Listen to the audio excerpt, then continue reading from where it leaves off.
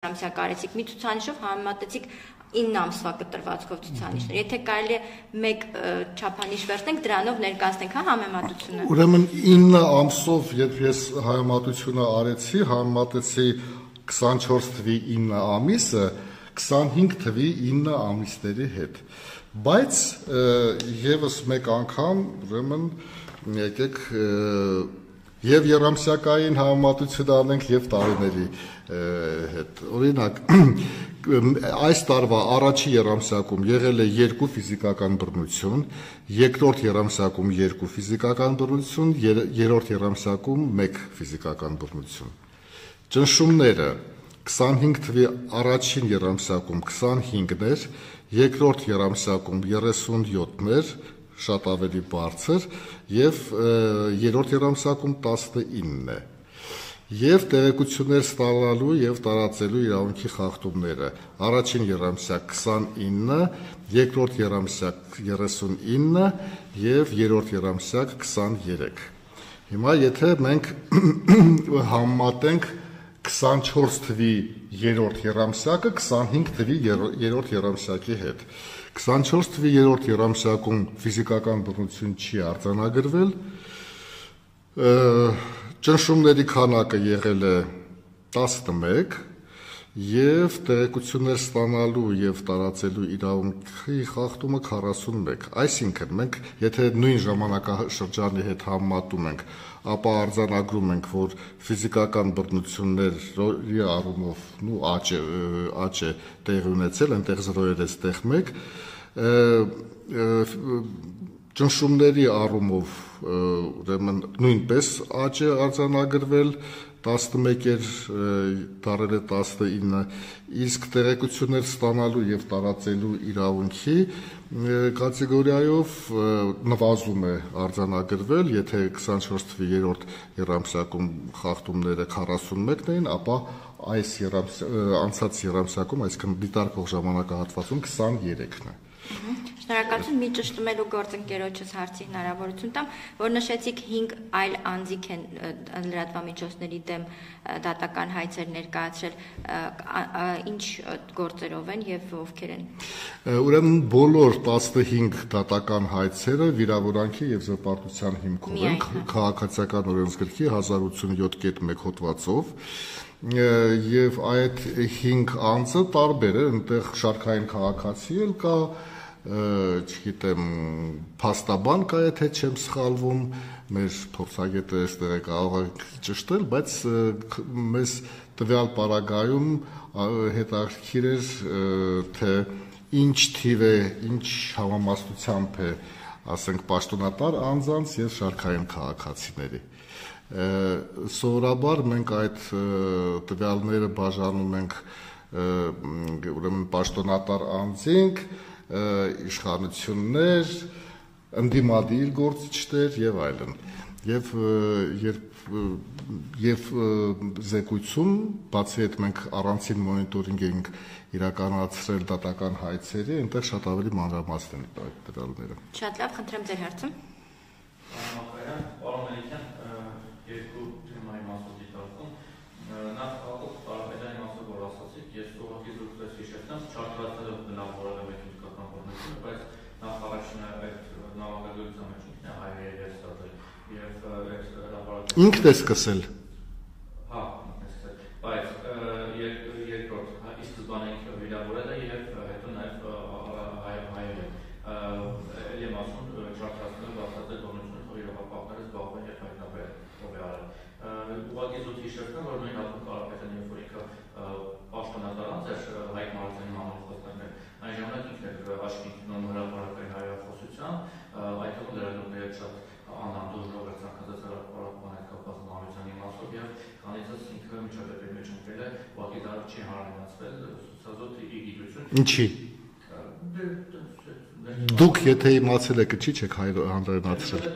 Ես ինչ սկանդալ չի եղել, այդպես կպուտ չի եղել, բայց լեզվակրի բանալեջի միջոցով իր կողմից ակնհայտ ագրեսիվ եւ անհանդուրժող եւ վիրավորական մտածումներով հավաստով դրվագներ եղել են եւ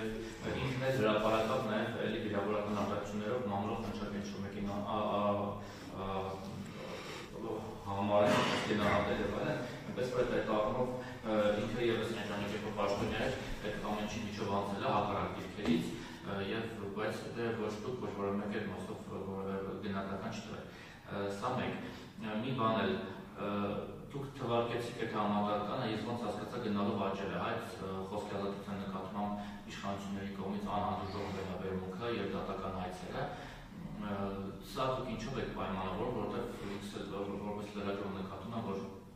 իշխանության ներկայացուցիչները գնալով թիրախավորում են իրենց համար տհաճ հոդվածներ գրող նույնիսկ այն լրատվամիջոցներին, որոնցով իրենք հպարտանում են ժամանակին եւ որոնց միջոցով նույնիսկ իրոք հեղափոխություն ավարտեցին եւ եկան իշխանության, հիմա թիրախավորում են անհատապես այս պատգամավորների նախարարների կողմից գրառումներով անվանական գրում են, օրինակ ազատություն այսպեսին է, մյուս եմ այսպեսին է, չգիտեմ, հետք այսպեսին է, այս կարելի բոլորին հետով թվարկելու դատական հայցեր են ներկայացնում տասնյակներով նախորդ իշխանության օրոք, եթե համատիք ու ավելի լավ կիմանաք, կարծես թե այդքան շատ չէ այդ տենդենսը, սա ինչով է դուք բացատրում։ Ես ձեր վերջին հարցադրմանը առանցին կուզենայի անդրադառնալ իհարկե, որովհետև երբ որ նախորդ իշխանությունների հետ ամեն անգամ մանավանդ այն լրագրողները, որոնք որ այսպես հակված են նախորդ իշխանությունների հասցեին ավելի այսպես դրական հարցադրումներ անել, քան գործող։ Հա, միշտ եթե ամեն ինչը համեմատում ենք, պետք է նաև վերհիշենք, որ այս իշխանությունների օրոք Էլեկտրիկ Երևան չի եղել 20-ից ավել ծեծված ջարդված լրագրողներով եւ ջարդված այդ կամերաներով, հետապնդումներով, Սարի թաղ չի եղել եւ այլն, բայց եղել է հունիսի 12-ի դեպ, որը որ չես համեմատի իր մասշտաբներով ոչ Էլեկտրիկ Երևանի, ոչ էլ Սարի թաղի հետ։ Եվ 7 տարվա ընթացքում դա միակն է, որը որ մենք դատապարտեցինք մեր հայտարարությամբ եւ ասեցինք, որ այսա անթույլատրելի է եւ ինչ որ առումով հիշեցնում է այդ դեպքերը նախորդ իշխանությունների հետ կապված։ Ինչ վերաբերում է Հակոբ Կարապետյանին։ Սա ավարտեք, հետո առանցին արի, եթե դժվար որոշի սկսեցին, ոնց է բացատրում այս անհանդուրժող վերաբերմունքը իշխանությունների կողմից, ու այս դատական հայցն անընդհատ։ Սա բավականին հեշտ բացատրելի է, կարծում եմ, որ դուք ինքներդ էլ կարող եք դա բացատրել, դա քաղաքական առճակատումը եւ բևեռացումը իջեցվել է հասարակություն եւ բնականաբար լրատվամիջոցներն էլ դրանից անմասն չեն մնում այն բաց պատճառով, որ լրատվամիջոցների ճնշող մեծամասնությունը ասոցացվում է ինչ որ քաղաքական ուժի կամ գործչի քաղաքական գումարներ ստանալու հետ եւ արդեն հասկանալի է, որ այդ բևեռվածությունը միշտ հանգեցնելու է այդպիսի առճակատումների եւ ամենահետաքրքիրն այն է, որ երբ որ իշխանության ներկայացուցիչների հետ է այս թեմայով խոսում, նրանք սենց շիվարած ասում են, բա ինչ անենք, բա տեսեք ինչ են գրում, ինչ հայհոյախոսություն է, ինչ վիրավորանք է, ինչ զրպարտություն է։ Եվ այնպես չի, որ իրանք էլ այսպես ճիշտ չեն այդ առումով։ Բայց մյուս կողմից էլ տեսնում ես, որ բազմաթիվ դատական գործեր կարող էին եւ չլինել, դրանք կարող էին եւ արտադատական կարգով լուծվել, ուրեմն հերքման կամ պատասխանի իրավունքով։ Մյուս կողմից իհարկե պետք է նշեմ, որ դա բարդացել է այն առումով, որ առճակատման ընթացքում արդեն կոմունիկացիան այնքան է կտրվել, որ մեկը մյուսի այո, չկա երկխոսություն եւ շատ հաճախ մեկը իր արժանապատվությունից ցածր է համարում, զանգել, ասել այսա սխալ ես գրել, ես պատասխանի իրավունք եմ անում։ Դա շատ վտանգավոր երևույթ է եւ ի վերջո իհարկե պետք է բերի հասցնի սա, եթե արտադատական լուծումների հնարավորությունը պակասում է օբյեկտիվորեն, ապա կարող է գալ այս հանգրվարին հասնել, բայց ես շարունակում եմ պնդել, որ այդ միջազգային մոտեցումը, որ պաշտոնյան այնուամենայնիվ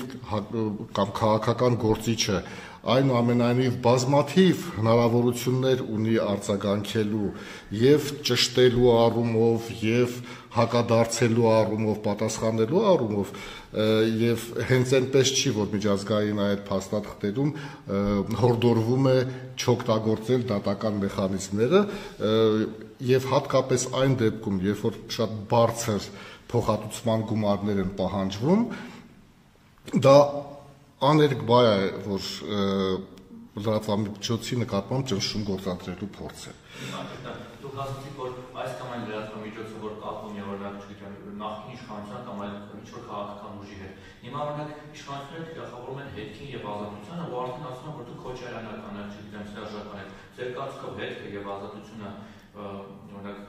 կապում են որևէ քաղաքական գործի կամ քաղաքական ուժի, օրինակ Ռոբերտ Քոչարյանի կամ Սերժ Սարգսյանի կամ այդ երևույթը մենք նկատել ենք եւ քննարկման առարկա է դարձել, մենք համարում ենք, որ հատկապես այս նախընտրական շրջանում իշխանությունները եւ ցանկացած այլ քաղաքական ուժ շատ ավելի զգայուն է դարել եւ անտեղի զգայուն է շատ ժամանակ դառնում եւ շատ մտահոգիչ է, որ նույնիսկ այնպիսի լրատվամիջոցներ են թիրախավորվում, որոնք որ բոլորիս հայտնի են որպես բոլորիս ես նկատի ունեմ մեդիա միջավայրում, փորձագետների շրջանակում եւ այլն, որպես որակյալ լրագրության ջատագովներ։ Եվ արդեն եթե այդպիսի լրատվամիջոցներն են ուրեմն թիրախավորվում եւ փորձ է արվում վարկաբեկել, սա խոսում է նրա մասին, որ քաղաքական ուժերը, անխտիր բոլորը եւ իշխանությունները այդ թվում կորցրել են այդ օբյեկտիվության զգացմունքը եւ կամ զգացումը ավելի ճիշտ եւ այլևս իզորու չեն ընդունել որևէ քննադատություն։ Սա բավականին բարդ երևույթ է եւ կարծում եմ, որ նախընտրական շրջանում կարող է ել ավելի սրվել եւ ապագայում ուղղակի արդեն հետ ընտրական շրջանում այս երևույթի հետ ինչ որ բան պետք է անել, առհասարակ այս բևեռվածությունը կարող է շատ վատ հետևանքներ ունենալ եւ հասարակության բևեռվածությունը եւ մամուլի բևեռվածությունը պետք է գտնել երկխոսության հնարավորություններ։ Պարոն Մելիքյան, դուք ձեր խոսքում դատական գործերի մասով երբ նշում եք, ասացիք, որ այդ կոմունիկացիան չկա, հա, կարծես թե թույլ է, հա, շատերը նույնիսկ չեն զանգահարում, հա, հերքում պահանջում, այսինքն միանգամից դատական ճանապարհով են գնում։ Ինչ հետաքրքիր է միջդատական ճանապարհով գնալը, մենք ինչ օղակներ ունենք ինստիտուցիոնալ ուժեղացման առումով, ինչ անելիքներ ունենք, որ ի վերջո եթե կա կոնֆլիկտ, կա չհասկացվածությունը, դա կլինի վիրավորանք, դա կլինի կեղծ տեղեկատվության հրապարակում, փաստացի լրատվամիջոցը գտնում է, որ ինքը ճիշտ է արել, իսկ օրինակ գործարարը, կազմակերպությունը կամ քաղաքական գործիչը գտնում է, որ ամեն դեպքում սխալ մոտեցում կա, ի վերջո դատարանն էլ համարվում է քաղաքակիրթ մոտեցում դիմելը։ Բայց միշտ դատարան դիմելը մենք ինչ ունենք անելու, որ օղակներ ունենք ուժեղացնելու, որ եթե նույնիսկ այդ կոմունիկացիան չկա լրատվամիջոցի հետ, միջանկյալ օղակը աշխատի։ Ինչպես օրինակ ասենք ֆինանսական հաշտարարի ինստիտուտը կա, հիմա օրինակ աշխատաշուկայի եւ զբաղվածության ոլորտում են նոր ինստիտուտներ ներդնում, որպեսզի այդ հաշտարարի օղակը կամ իր պարտականությունները ստանձնի։ Մեր դաշտում ինչ ունենք։ Մեր դաշտում գոյություն ունի ճիշտ է հասարակական հիմունքներով, բայց գոյություն ունի երկու օղակ կամ միավորում։ Դա տեղեկատվական վեճերի խորհուրդն է, որպես փորձագետների խումբ, ոչ ֆորմալ միավորում, եւ գոյություն ունի ԶԼՄ-ների ուրեմն ինքնակարգավորման դիտորդ մարմինը։ Ես պետք է ասեմ, որ վերջին շրջանում, ասենք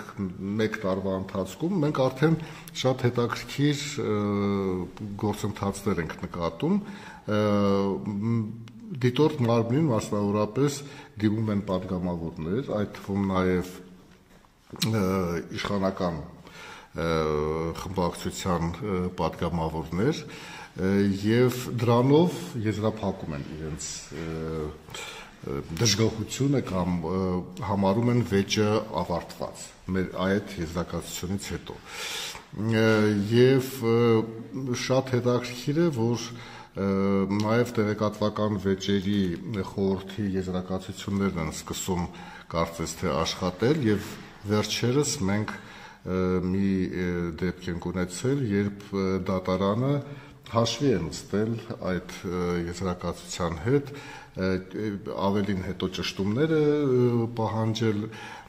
եւ այլն թեպետ ըստ օրենքի դատարանը որևէ կերպ պարտավորված չէ դա հաշվի առնել, բայց տվյալ դեպքում որպես երրորդ կողմ, որպես անկախ մարմնի կամ փորձագիտական եզրակացություն ինքը որոշել է ծանոթանալ եւ հաշվի առնել։ Այդպիսի բաներ կան, բայց շատ այսպես որ պահանջված լինեն այդ կառույցները, հեղինակավոր լինեն, վստահելի լինեն, չգիտեմ, միգուցե հենց քաղաքական գործիչների կամ կազմակերպությունների հետ աշխատանք կա տանելու, որպեսզի միանգամից դատարանի ճանապարհը չփնտրեն։ Գիտեք, ձեր ասածը մեծ հաշվով դա ԶԼՄ-ների ինքնակարգավորման ինստիտուտը զարգացնելն է եւ երկրորդը հասարակության եւ ինչու՞ չէ նաեւ քաղաքական գործիչների մեդիա գրագիտությունը զարգացնելն է ուրիշ կերպ հնարավոր չէ դու չես կարող որևէ անձի պարտադրել որ մի գնա դատարան անպայման իրանց դիմի բայց նաեւ օրենսդրական կարող է բարեփոխում լինել որը որ այդ ինստիտուտների դերը բարձրացնի ոչ թե արհեստականորեն, այլ ուղղակի իմանալով, որ այդ ինստիտուտները գործում են, այսպես նպաստի նրան, որ այդ հոսքը դժգոհության դատարաններից բացի նախ եւ առաջ գնան այդ ինստիտուտները, բայց ցավոք իշխանությունները մինչև այսօր քննացնում են մի օրինագիծ, որը որ այդ միտումը ուներ։ Մեզ հետ էլ քննարկեցին, բավականին այսպես երկար բանավեճեր, քննարկումներ է տեղի ունեցել եւ ցավոք այդ գործը այդ օրինագիծը հիմա ինչ որ գզրոցներում է, որ մենք նույնիսկ չգիտենք, թե ինչ են պատրաստվում անել։ Երևի ելի երկխոսության անհրաժեշտություն կա եւ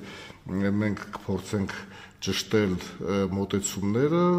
իշխանության, որոշումներ կայացնողներից պետք է ճշտել, ուզում են ի վերջո, թե չեն ուզում այդպիսի գործընթաց գնա, բայց այդուհանդերձ իմ նախորդ այդ պնդումը, որ պետք է հաղթահարել բևեռվածությունը, իր ուժը չի կորցնում եւ այդ քաղաքակիրթ հարաբերությունների անցնելու անհրաժեշտությունը շատ ակտուալ է, որպեսզի ոչ թե թշնամական վերաբերմունք լինի նույն, չգիտեմ, քաղաքական գործիչներ, լրագրողներ հարաբերություններում, այլ համագործակցության եւ ոչ մի քաղաքական գործիչ իր պատվից ցած չհամարի այսպես դիմել պահանջով եւ հերկման եւ պատասխանի եւ լրատվամիջոցներ հասկանա, որ իր առաքելությունը այնուամենայնիվ ճշտված տեղեկություններ տարածելն է, օբյեկտիվ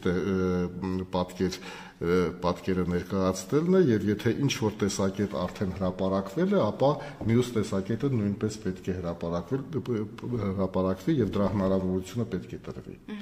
Կներեք, բայց դուք մի քիչ կանխեցիք լրագրողի Հակոբ Կարապետյանի վերաբերյալ հարցի պատասխանը, ես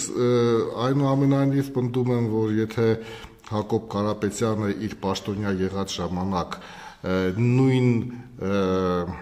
վարկն է դրսևորել, ինչ որ մենք նկարագրեցինք իր հետ տեղի ունեցածն, ապա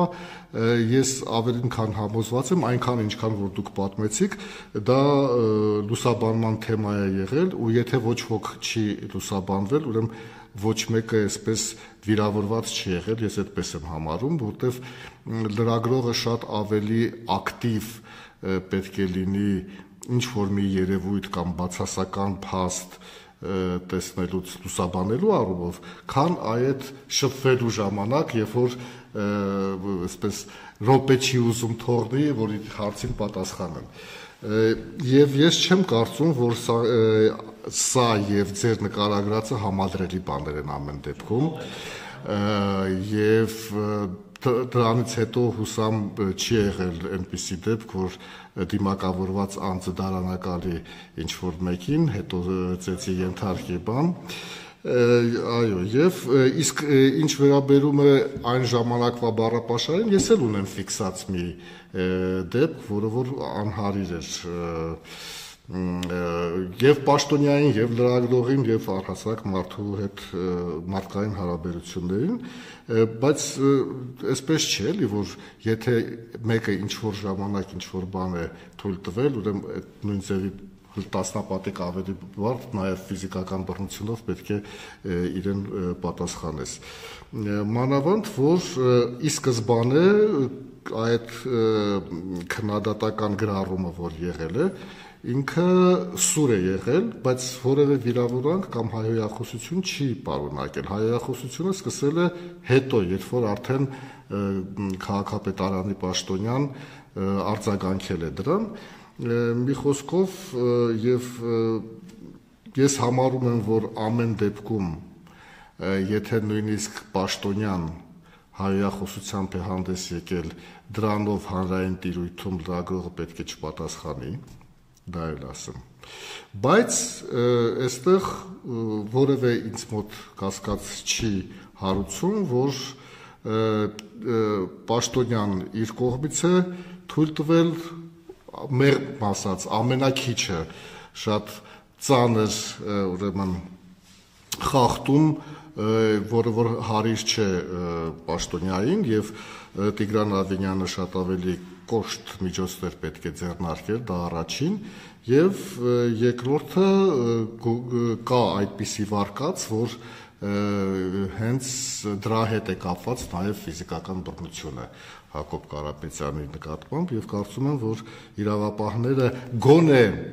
որպեսզի այսպիսի միջադեպերը ապագայի համար կանխարգելված լինեն կամ կազմակերպիչները, իրագործողները հասկանան, որ անպատիժ չեն, սա պետք է բացահայտվի։ Ամեն դեպքում մենք համարում ենք, որ իրավապահները պարտավոր են սա բացահայտել սկզբունքային մոտը։ Հա? Ինքը հիմա Երևանի մամուլի ակումբի փորձագետ է։ Եվ ինքը շատ երկար տարիներ է լրագրող աշխատել, հա, եւ այնտեղ էլ ինքը լրագրությամբ է զբաղվում, որպես խմբագիր է նաեւ աշխատում, այնպես որ լրագրողական աշխատանքը չի դադարել եւ լրագրողական աշխատանքը միայն ռեպորտաժներ պատրաստելը չէ։ Եվ ճիշտն ասած, ես միակը չեմ, որ այսպես շատ հորետեսորեն է տրամադրված արդյոք այս միջադեպը կբացահայտվի, բայց կապրենք կտեսնենք, որովհետև այսպես կանխատեսում չեմ ուզում անել։ Շատ լավ, շնորհակալ եմ հանգամանալից ներկայացնելու համար, ձեր գործային հաջողություն ավարտենք։ Ես էլ եմ շնորհակալ, մինչ հանդիպում։